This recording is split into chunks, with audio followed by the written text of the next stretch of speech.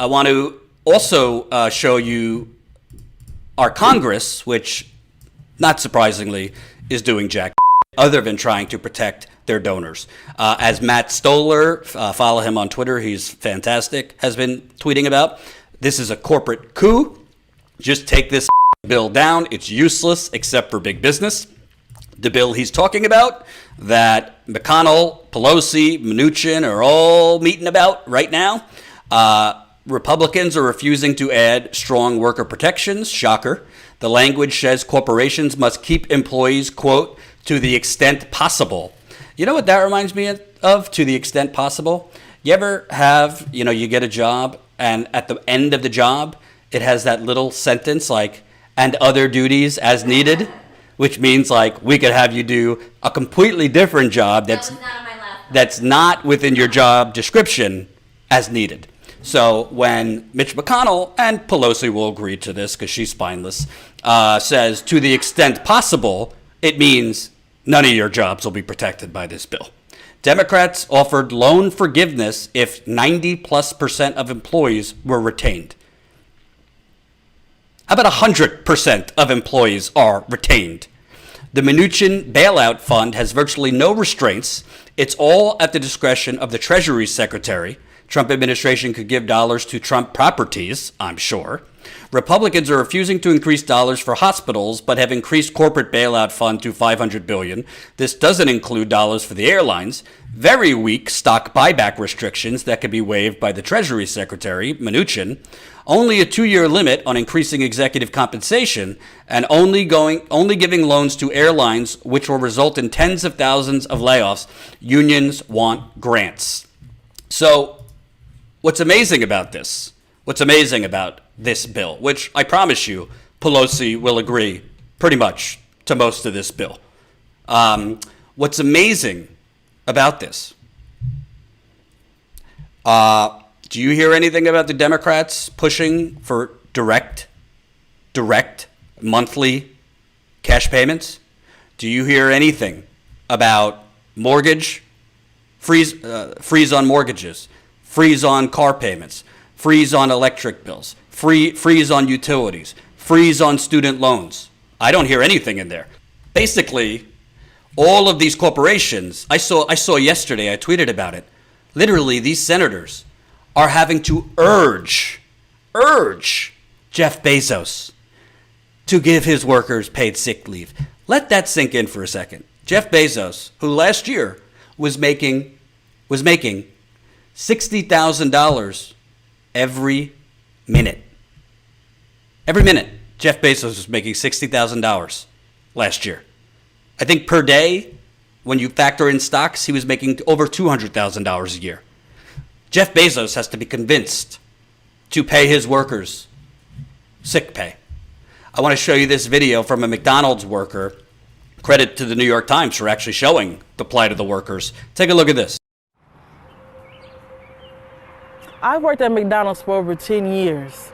I'm that face that you see that serves you your hash brown for breakfast, maybe a quarter pounder for lunch, and they even gave you a McFlurry to top off your dinner menu. So I ask you, if I caught the coronavirus, would you want me making your next meal?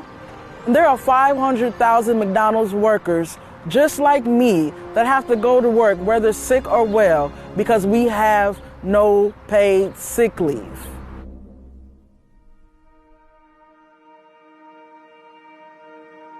I currently make $11.50. I live paycheck to paycheck. The sixth day for me is lost wages. I literally have to be damn near on my deathbed to take a full-blown sick day. The missed check is the difference between me having a roof over me and my family's head versus us being homeless. Welcome to McDonald's. May I take your order? McDonald's is one of the largest employers in the world. There are hundreds of thousands of McDonald's workers that touch millions of customers' food each day. There is nothing so clean as my burger machine. The CDC found that 20% of food service workers go to work even exhibiting signs of vomiting or diarrhea. And I should know, I'm one of those workers. Last week, I was under the weather. I was sick to the point where I had to leave the grill to go to the restroom, and I wound up vomiting. And I could have been sent home with paid sick leave and not have to worry about coming to work sick because I don't have to worry about how my bills are going to get covered for the days that I missed. Hello, McFamily. Last week, McDonald's did roll out a coronavirus plan stating that anybody that's quarantined will be paid. Protecting the well-being of our people and our customers is our #1 priority. But you guys, don't be fooled. That's only for corporate-owned McDonald's. But 95% of McDonald's are franchise stores, including my store. So that does not benefit us whatsoever. Today, the Senate has taken up coronavirus legislation. This week, the government passed a law that enables people that have the coronavirus to get paid time off. 2 weeks of paid sick leave. The bill does have an exemption for businesses with 500 employees. Depending on how you look at it, it only covers about 20% of workers. Republicans made it so that doesn't apply to big businesses, such as McDonald's. And listen closely, that's only with the coronavirus. What about the flu? What about the next outbreak? What then? McDonald's has the power to make it so anybody in a McDonald's uniform that wears the McDonald's logo, like I do, could be provided with paid sick leave, especially during this critical time. Companies can change this. Since this coronavirus pandemic, Olive Garden has given their employees paid sick leave, not just during this time, but for good. So we know that McDonald's, Burger King, Wendy's, Subway, they can all do it as well, but they just have chosen not to. McDonald's could provide paid sick leave for hundreds of thousands of its workers right now, here today. Well, with that being said, off to work I go. Y'all have a blessed day. In America, in the United Corporations of America, if Bernie Sanders was still running an aggressive presidential campaign, which it looks like he's not, and we're going to get to that, I got a question. What is Joe Biden going to do for that McDonald's worker after this pandemic goes away? Because we're going to have, whether it's another health pandemic, whether it's when the inferno comes to your neck of the woods, the climate crisis, climate refugees, we're going to have situations in the next 5 to 10 years, whether it's health, whether it's climate change, whatever, where people can't work. What is Joe Biden going to do for those people? What is President Trump going to do for those people? If Bernie was still running an aggressive presidential campaign, the opportunities are endless right now to actually put the policies and the things that you've been pushing for 5 years, to put them out there in a situation where everybody now is aware. Everybody now is feeling it.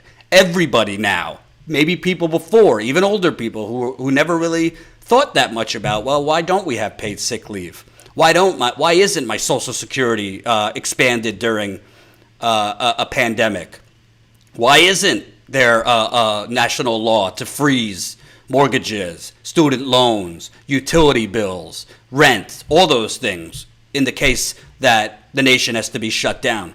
This right now is an opportunity, if Bernie wanted to actually go on offense, that could actually, because the primary is not over, win him a lot of states. But as we're going to see, he refuses to do that. And I'm just going to be real. He refuses to do that. Because Joe Biden doesn't have an answer for these things. He's going to say, well, it's an emergency now, so we'll take care of it. Well, what about the day-to-day emergency that McDonald's worker is dealing with? When the pandemic is gone and that McDonald's worker is nauseous, or that McDonald's worker is a diabetic and forgets his insulin pen, or that McDonald's worker gets cancer, or that McDonald's worker has the flu. Hope you enjoyed that last video. Hop on over to statuscoup.com where you can sign up for our email list and become a member for as low as $5 to $10 a month. Membership is how we grow. That's statuscoup.com/join. And remember, join our email list so we can grow the revolution with you.